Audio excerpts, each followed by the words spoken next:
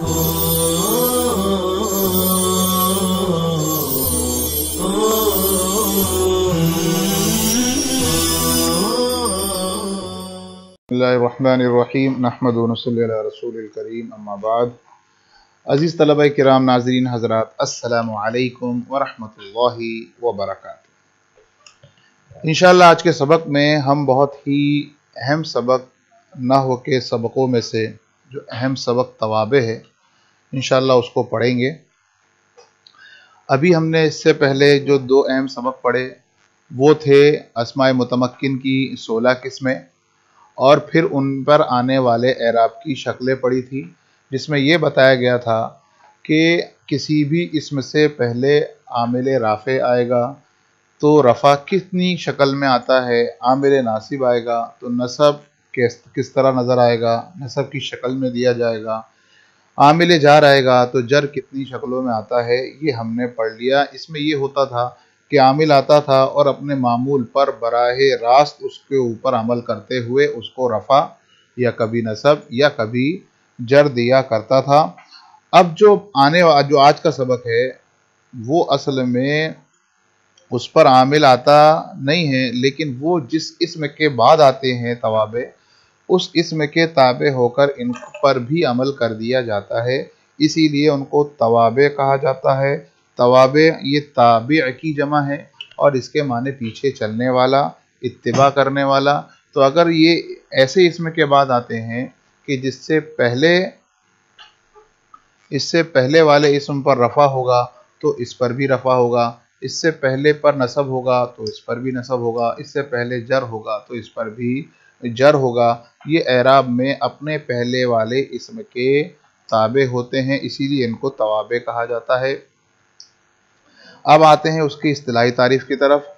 जब जुमले में दो इसम एक जगह जमा हो और दूसरे इसम का एराब एक ही जिहत से पहले के मुआफिक हो, तो पहले इसम को मतबू और दूसरे को ताबे कहते हैं। यही मतबू वो इसम होता है जिस पर आमिल राफ़े या आमिल नासिब या आमिल जार बराह रास्त आकर अमल करता है, लेकिन उसके बाद जो आने वाला ताबे है, जो इसम है जो ताबे बनता है, उस पर आमिल राफ़े हो, नासिब हो, जार हो, वो अमल नहीं करता, अमल बराह रास्त नहीं करता, बल्कि ये इसम अपने माक़बल के इसम के साथ लगे होने की वजह से, उनके ताबे होने की वजह से वो मरफू मंसूब मजरूर होते रहते हैं। एक ही जिहत से पहले के मुआफिक होने का मतलब ये है कि अगर पहला इसम फ़ाइल होने की बिना पर मरफू है तो दूसरा भी फ़ाइल होने की बिना पर मरफू होगा।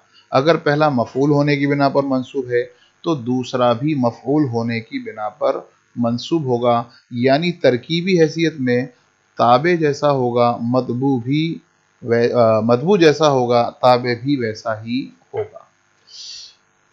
अब तवाबे कितने हैं? तो तवाबे असल में 5 हैं।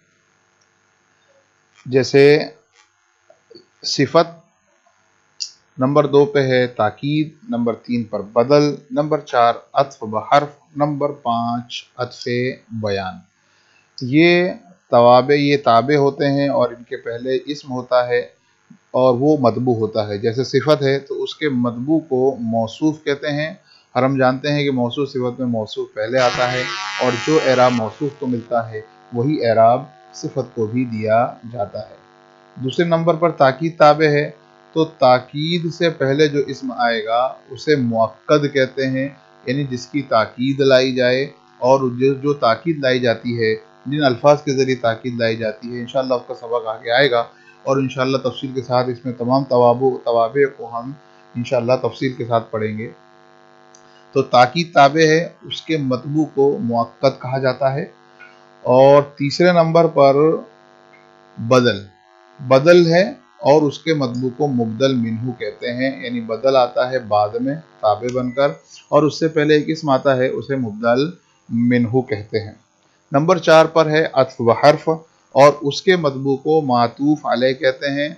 मातूफ अलैह की चीज़ें हम पहले पढ़ चुके हैं। वाव हर्फ़ बीच में आता है, वाव हर्फ़ से पहले जो इसम होता है उस पर अत्फ किया जाता है तो उसे मातूफ अलैह कहा जाता है, और वाव हर्फ़ के बाद जो होता है उसे मातूफ कहा जाता है।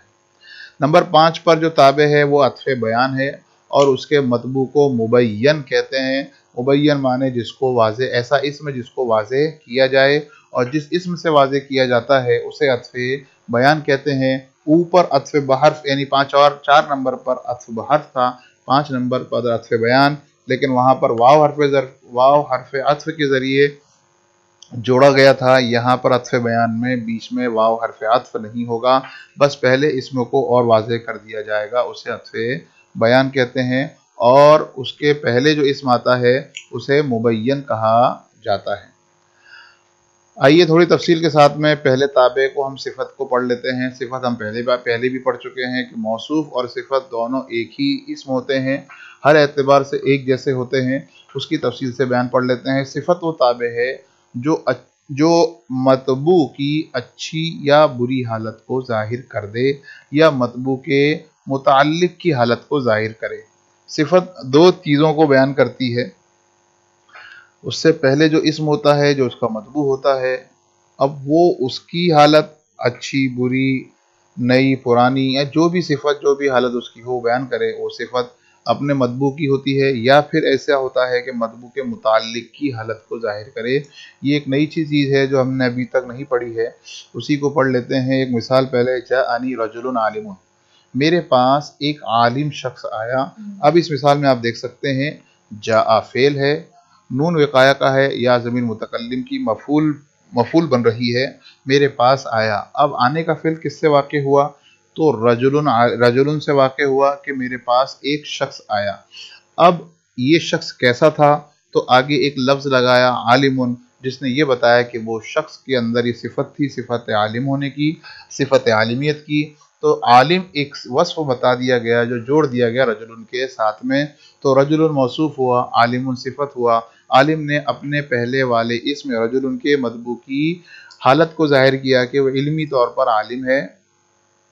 अब हम देखते हैं एराब के तौर पर, तो यहाँ पर जाआ का फाइल बन रहा है रजुलन, इसीलिए उस पर रफ़ा आया है, और आलिमुन जो है ये चूँकि रजुलन के ताबे बनकर आया है, इसीलिए जो एराब रजुलन को मिला वही एराब आलिमुन को मिला।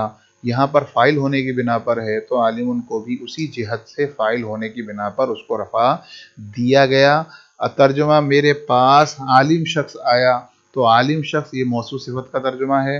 हम जानते हैं कि मौसूफ सिफत में पहले सिफत का तर्जुमा होता है और उसके बाद मौसूफ का। तो तर्जुमा किया, मेरे पास एक आलिम शख्स आया।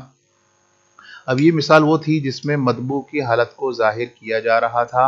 अब दूसरी मिसाल या दूसरी सिफत की दूसरी किस्म वो है जो मतबू की हालत को जाहिर नहीं करती बल्कि मतबू के मुताल्लिक की करती है। जैसे मिसाल है जाअनी रजुलन आलिमुन अबूहू।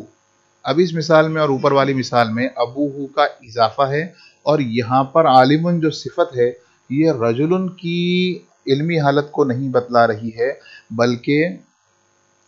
बल्कि आलिमुन वाली सिफत ये रजुलन के अब्बा की इल्मी हालत को बतला रही है कि मेरे पास एक ऐसा शख्स आया जिसके अब्बा आलिम हैं, जिसके वालिद आलिम हैं। तो ये आलिमुन जो सिफत है ये अपने मतबू की हालत को नहीं जाहिर कर रही बल्कि अपने मतबू के मुताल्लिक की हालत को जाहिर कर रही है। रजुलन मौसूफ है, आलिमुन उसकी सिफत है, लेकिन सिफत अपने मतबू की नहीं बल्कि अपने मतबू के मुताल्लिक की हालत को जाहिर कर रही है। तर्जुमा देख सकते हैं, मेरे पास एक ऐसा शख्स आया जिसका बाप आलिम है। तो अब ऐसा एक दूसरी बात और समझ में आई कि तर्जुमे के अंदर जब सिफत अपने मतबू की हालत को जाहिर करे तो सीधा सिफत का तर्जुमा पहले और मौसूफ का तर्जुमा बाद में किया जाता है, लेकिन जब सिफत अपने मतबू के मुताल्लिक की हालत को जाहिर करती है उस वक्त सिफत से पहले ऐसा या वैसा जैसा इस तरह के अल्फाज लगाए जा सकते हैं। जैसे यहाँ पर मेरे पास एक ऐसा शख्स आया जिसका बाप आलिम है। तो ये हुआ आज का सबक जिसमें तवाबे की पहली किस्म सिफत को बयान किया गया। इंशाअल्लाह कल के सबक में सिफत अपने मौसूफ के साथ कितनी चीज़ों में मुताबकत रखती है वो इंशाअल्लाह बयान किया जाएगा। उम्मीद करते हैं आपको ये सबक समझ में आया होगा। मिलते हैं आइंदा सबक में। अस्सलामु अलैकुम व रहमतुल्लाहि व बरकातुहू।